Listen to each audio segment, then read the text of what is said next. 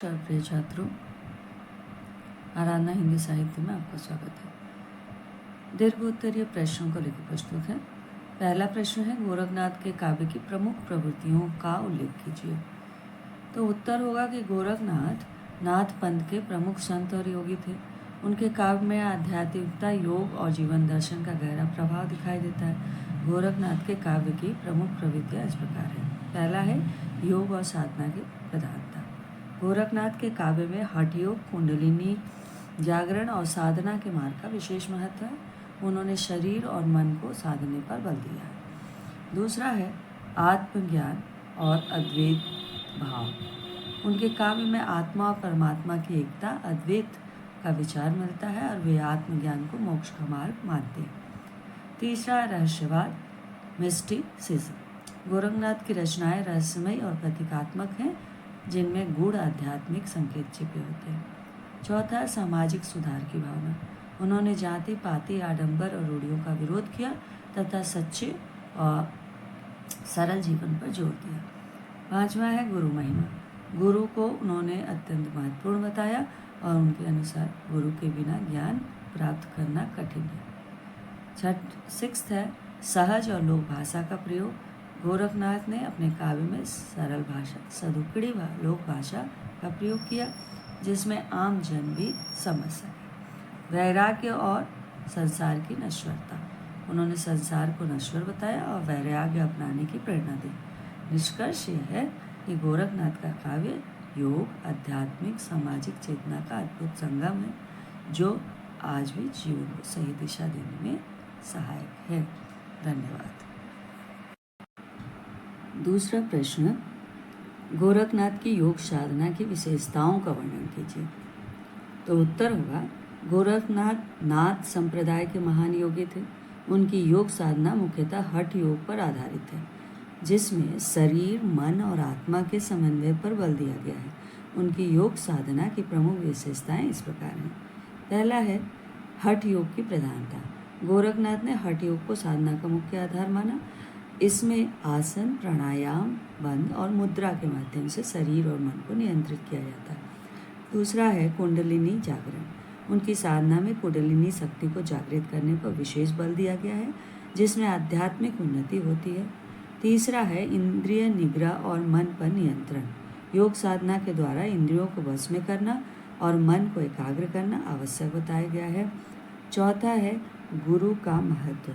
गोरखनाथ के अनुसार सही मार्गदर्शन के लिए गुरु अनिवार्य है और गुरु के बिना योग साधना अधूरी मानी जाती है। फिफ्थ है सहज साधना का मार्ग। उन्होंने कठिन तपस्या के बजाय सहज और व्यवहारिक साधना का मार्ग बताया, जिसे सामान्य व्यक्ति भी कर सकता है। सिक्स्थ है शरीर को साधना मानना। गोरखनाथ ने शरीर को ही साधना का साधन माना और उसे स्वस्थ और शुद्ध रखने पर जोर दिया। सातवां, वैराग्य और आत्मसंयम। योग साधना में विषय विकारों से दूर रहकर संयमित जीवन जीने की प्रेरणा दी गई। और आठवां है मोक्ष की प्राप्ति। उनकी साधना का अंतिम लक्ष्य आत्मज्ञान प्राप्त कर मोक्ष पाना है। निष्कर्ष यह है कि गोरखनाथ की योग साधना शरीर और मन के संतुलन के माध्यम से आत्मज्ञान और मोक्ष की प्राप्ति का सरल व प्रभावी मार्ग प्रस्तुत करती है। धन्यवाद। लघु उत्तरीय प्रश्न। 1. गोरखनाथ के दार्शनिक चिंतन का संक्षिप्त वर्णन कीजिए। उत्तर होगा, गोरखनाथ मध्यकालीन भारत के प्रमुख योगी और नाथ संप्रदाय के महान संत थे। उनके दार्शनिक चिंतन का मुख्य आधार योग, आत्मज्ञान और आध्यात्मिक साधना है। उनके विचारों के प्रमुख बिंदु इस प्रकार हैं। योग का महत्व। गोरखनाथ ने हठ योग पर विशेष जोर दिया। उनके अनुसार योग के माध्यम से मन और शरीर को नियंत्रित कर आत्मा का परमात्मा से मिलन संभव है। आत्मज्ञान। उन्होंने कहा कि सच्चा ज्ञान बाहरी संसार में नहीं बल्कि अपने भीतर खोजने से मिलता है। आत्मा ही परम सत्य है। गुरु की महत्ता। गोरखनाथ के अनुसार बिना गुरु के सही मार्गदर्शन के आत्मज्ञान प्राप्त नहीं किया जा सकता। संसार की नश्वरता। उन्होंने संसार को अस्थायी माना और भौतिक सुखों से विरक्ति रखने की शिक्षा दी। समन्वयवादी दृष्टिकोण। उनके विचारों में हिंदू और बौद्ध तत्व का समन्वय देखने को मिलता है। निष्कर्ष गोरख का दर्शन आत्मसंयम, योग साधना और आंतरिक शुद्धि पर आधारित है, जो व्यक्ति को मोक्ष की ओर ले जाता है। दूसरा प्रश्न, गोरखनाथ के जीवन वृत्त का संक्षिप्त वर्णन कीजिए। उत्तर है, गोरखनाथ भारत के मध्यकालीन युग के महान योगी और संत थे। वे नाथ संप्रदाय के प्रमुख आचार्य माने जाते हैं। मत्स्येंद्रनाथ के शिष्य थे। उनके जीवन के बारे में ऐतिहासिक तथ्य सीमित है, परंतु जनश्रुतियों के अनुसार उनका जन्म लगभग 11वीं-12वीं शताब्दी के बीच माना जाता है। उनके जन्म स्थान के विषय में मतभेद है। कुछ विद्वान उन्हें नेपाल का निवासी मानते हैं, जबकि कुछ गोरखपुर से जोड़ते हैं। गोरखनाथ ने अपने गुरु से योग की शिक्षा प्राप्त की और हठ योग के प्रचार प्रसार में महत्वपूर्ण भूमिका निभाई। उन्होंने देश के विभिन्न भागों में भ्रमण कर लोगों को आध्यात्मिक मार्ग की शिक्षा दी। उनका जीवन अत्यंत साधारण, संयमित और तपस्वी था। वे भोग विलास से दूर रहकर योग साधना में लीन रहते थे। उनके उपदेशों में गुरु भक्ति, आत्मज्ञान और वैराग्य का विशेष महत्व है। निष्कर्ष है कि गोरखनाथ का जीवन तप, योग और आध्यात्मिक साधना का आदर्श उदाहरण है, जिसने भारतीय धार्मिक और सांस्कृतिक परंपरा को गहराई से प्रभावित किया है। तीसरा प्रश्न, गोरखनाथ सिद्ध थे, साथ ही महान संत थे। उनके संत रूप पर प्रकाश डालिए।